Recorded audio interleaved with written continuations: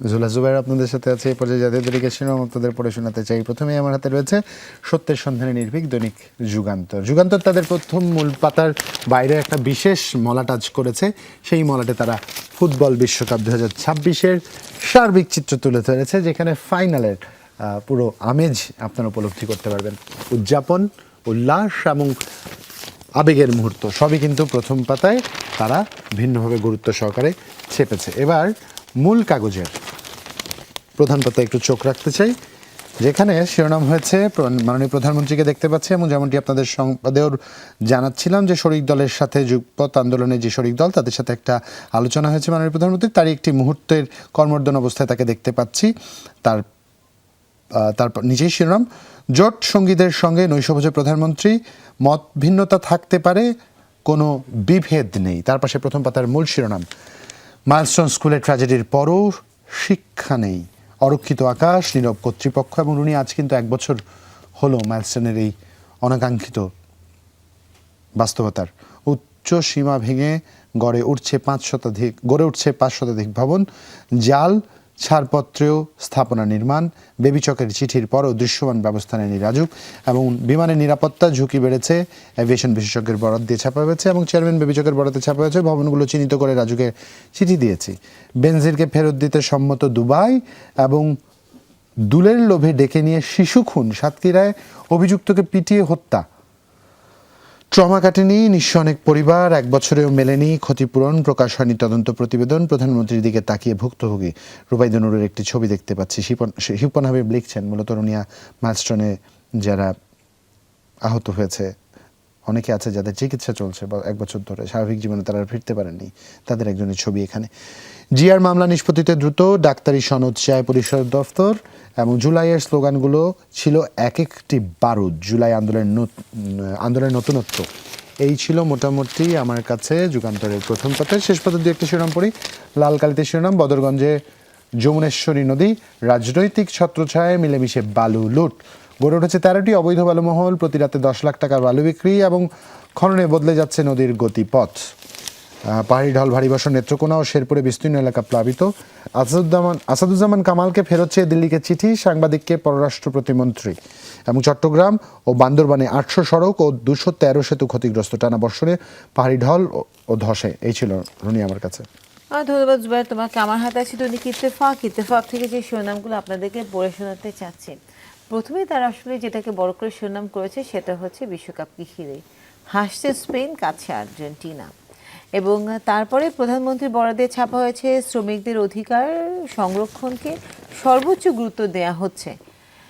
শরিক দলগুলোর সঙ্গে প্রধানমন্ত্রীর বৈঠক, 31 দফা ও জুলাই সনদ বাস্তবায়নের প্রতিশ্রুতি, স্থানীয় নির্বাচন দলীয় প্রতীকে হবে না বলেছেন মির্জা ফখরুল। নতুন ব্রিটিশ প্রধানমন্ত্রী অ্যান্ডি বার্নহাম, সেটাও এসেছে শিরোনাম হয়ে। হামে আরও 5 শিশুর মৃত্যু, ডেঙ্গুতে মারা গেলেন আরও 3 জন। মানসিক ট্রমায়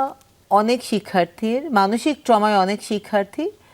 মাইলস্টোনের ট্র্যাজেডির 1 বছর, ক্ষতিপূরণ ও উন্নত চিকিৎসা সহ 4 দাবি শহীদ ও আহত পরিবারের। মাইলস্টোন স্কুল অ্যান্ড কলেজে 2 দিনের সংহতি কর্মসূচি, এবং এখনও হাত ফোলা, নিয়মিত থেরাপি নিতে হয় বলেছেন আবিদুর। এবং তার সাথে এখন জীবনটাই যেন বিষাদের, সন্তানহারা এক বাবার আরতি। এই ছিল আমার কাছে দৈনিক ইত্তেফাকের প্রথম পাতা থেকে সবগুলো শিরোনাম। ধন্যবাদ রুনিয়াকে। আমার কাছে সমকালের একটি সংখ্যা আছে। প্রথম পাতায় খুব স্বাভাবিকভাবে বিজয়ীদের উল্লাসের এক মুহূর্ত, নিচেই শিরোনাম, মাদ্রিদে উল্লাস, বুয়েনোস আয়ার্সে কান্না, এবং নবীন সূর্যের আলোয় বিশ্বজয়ের মহাকাব্য। সঞ্জয় সাহা পিয়াল নিউ ইয়র্ক থেকে লিখছেন। এবং ডেঙ্গুর ধরন পাল্টেছে, সংক্রমণ মৃত্যু ঝুঁকি বাড়তে পারে। গবেষণায় যেখানে বলা হয়েছে এবছর 91% রোগীর শরীরে ডেনফ3 এবং নতুন ধরনের দ্রুত শক সিনড্রোম দেখা দিতে পারে, আরও 3 জনের মৃত্যু। এবং হামলা পাল্টা হামলা চলছে, হরমুজ প্রণালীও বন্ধ, যুক্তরাষ্ট্র ইরান যুদ্ধ, ইয়ামালের শুরু, মেসির সারা। এই ছিল সমকালের প্রথম পাতা। ধন্যবাদ জুবাইর। আমার হাতে আছে প্রথম আলো থেকে যে খবরগুলো পড়তে চাই। প্রথম আলো আসলে প্রথম পাতাটা পুরোপুরি বিশ্বকাপকে ঘিরেই সাজানো হয়েছে। স্পেনের পায়ে সুন্দর ফুটবলের জয়গান, রাজকীয় রদ্রির স্বর্গে ফেরা, এবং মেসির নামে অশ্রু নদী।